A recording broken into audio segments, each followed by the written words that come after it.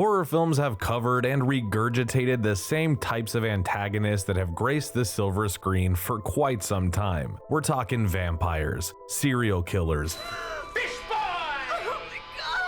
zombies, supernatural entities, and many more. It's all been done and dusted, just waiting for the day to be brought back into the limelight with a new untold spin that brings viewers back. Surprisingly enough, there comes a director every now and then who likes to tackle something new and innovative to the genre. It could be revenge-ridden gypsies or a group of cultists who want newfound wealth. Hell, how about an upcoming pilgrim who slashes his victims on Thanksgiving in very creative and bloodthirsty ways?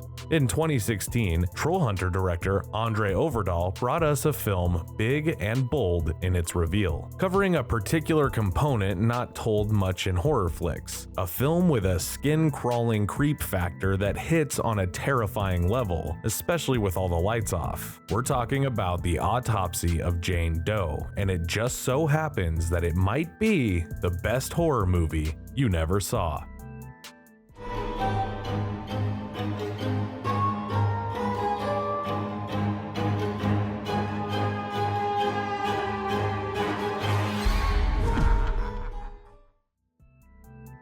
Norwegian director Andre Ovredal broke through the movie circuit with his 2010 breakout smash, Trollhunter. Not only was it apparent that Andre had a distinct flair when it came to the overall scope of Trollhunter, but it also laid claim that Andre had the bravado to create future Hollywood films if the call came for it. Autopsy of Jane Doe was Andre Ovredal's third film, so he doesn't hold the established weight of other horror director legends such as Craven, Carpenter, Friedkin, or Romero, but by God, he hits a grand slam with Jane Doe.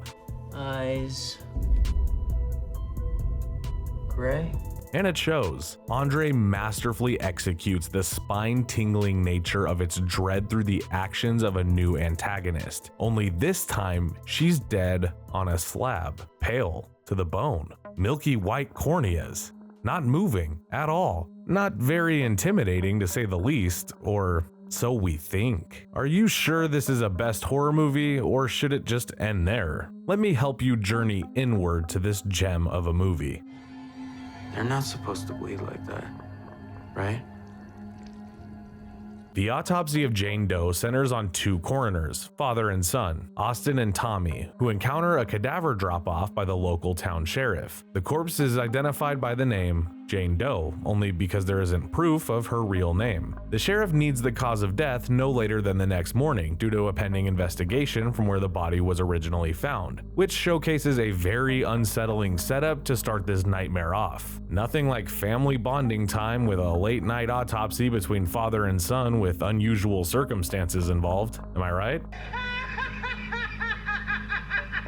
Now, the meat and the potatoes of the film is the mystery involving the body of Jane Doe, which can maybe sway any college hopefuls into becoming crime scene investigators, morticians, or coroners. It's incredibly fascinating stuff when the autopsy gets going, even more so when you throw the horror elements into the mix. Austin and Tommy observe the body, and even though the body seems unscathed, Jane Doe hides many more secrets than she lets on. As the father in the movie, Tommy Tilden, says, "Everybody has a secret.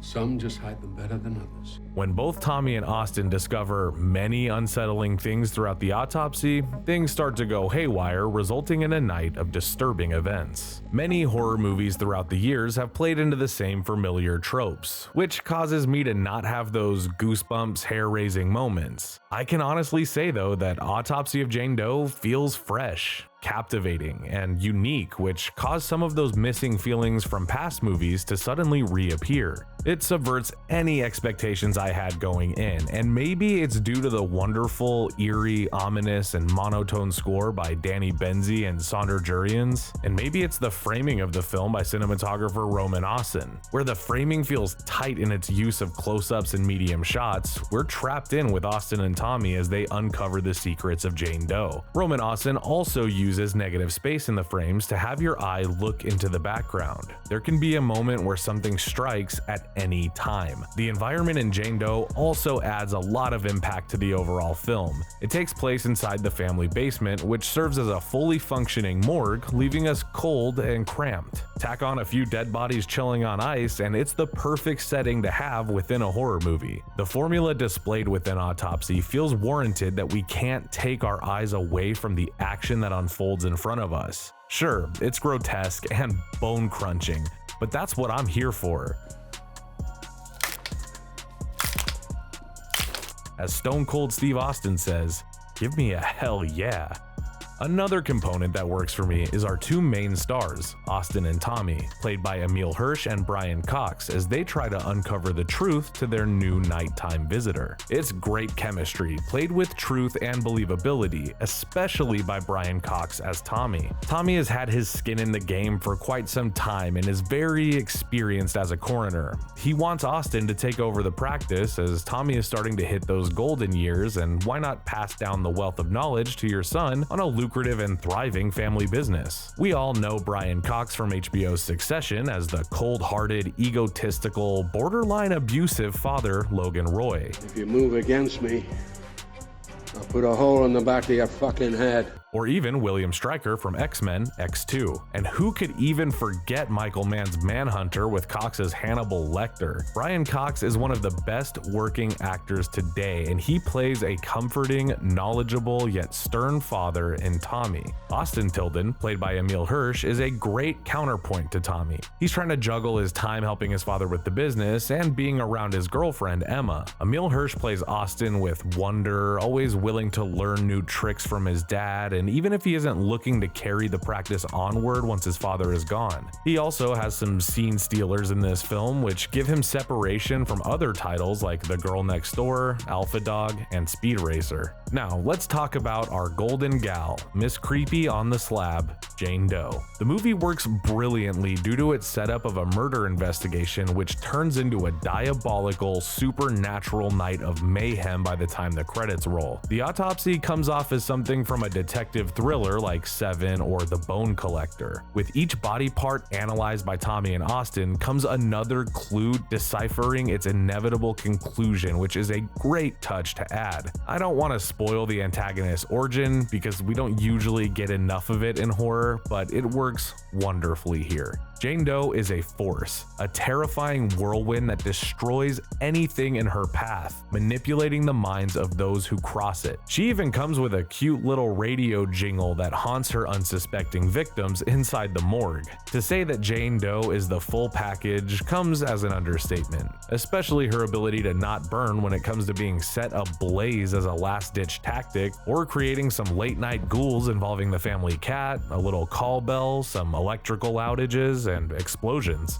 The actress that plays Jane Doe was Olwen Catherine Kelly. Director Andre Ovredal claimed that she was the most integral part of the production. No puppetry was used, as Olwen was there on the slab being a team player throughout the majority of the entire production, just not moving, laying there. She was also cast first as Jane Doe, and Andre claimed that if he was doing close-up shots of the prosthetics with Jane Doe, it wouldn't have worked, so he went almost full practical for this. She was also cast for the role due to her experience with yoga, meditation, controlling her body, and breathing. She definitely had her creep factor turned all the way up for her scenes, and Jane Doe can potentially be one of those legacy horror characters if they're willing to give a sequel a chance, although not really needed. The Autopsy of Jane Doe debuted at the Toronto Film Festival with an extremely positive reception. The box office, however, turned out to be lukewarm with only $6 million.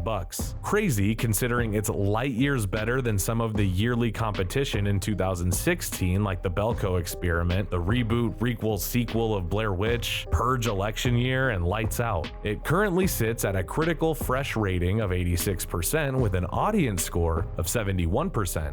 Very strong numbers, and you can also check it out on Hulu where it's streaming. This film is quite a surprise for the horror genre. We're used to the stalking, the slashing, the supernatural POV flicks, but Jane Doe brings us something new to the table. Literally. Not only does Jane Doe have a great script, but there's just a good scare creep factor to it. What's scarier than knowing a dead body can cause so much mayhem and chaos within a basement morgue where you don't know what's real and what isn't? You are at the mercy of a being who makes you want to suffer just as much as she did. When a horror movie brings something fresh to the table like that, it makes you feel like a kid on Christmas. And with the Autopsy of Jane Doe, that's what we got. Just try to keep both eyes open during your viewing. Trust me.